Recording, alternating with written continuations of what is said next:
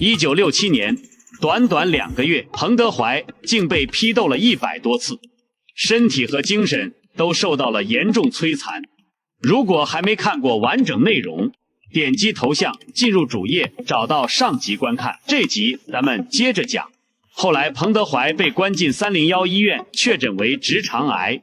不到10平方米的病房，所有窗戶被報紙糊死，見不到陽光，褲帶被抽走，筆被沒收，收音機被故意弄壞，門口還有守衛。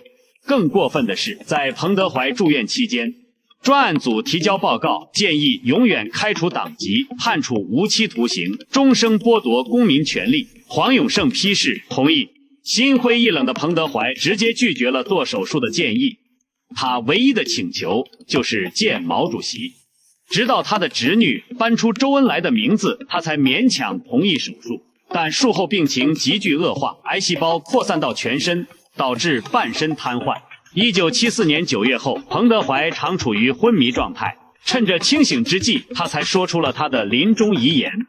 我這一生有許多缺點，愛罵人，罵錯了不少人，得罪了不少人，但我對革命同志沒有搞過兩手，我從來沒有搞過那種陰謀。這方面我可以挺起胸膛，大喊百聲，我問心無愧。彭德懷確實愛罵人。1959年廬山會議的萬言書就是典型的例子，但他強調自己從來都是當面罵，從不背後搞鬼。他還說他這一生是值得的，對革命對人民做了一點工作，盡了責任。雖然個人的下場不怎麼好，但是也不埋怨，更不後悔。1974年11月29日下午3時35分，彭德懷去世，享年76歲。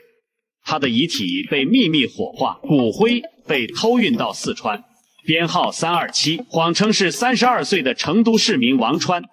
火化費用還是從他獄中的生活費中扣的。他的離世沒有黨旗，沒有花圈，沒有挽聯，沒有哀樂，更沒有追悼會。直到1978年11月，11屆3中全會為彭德懷恢復名譽，追悼會才得以舉行。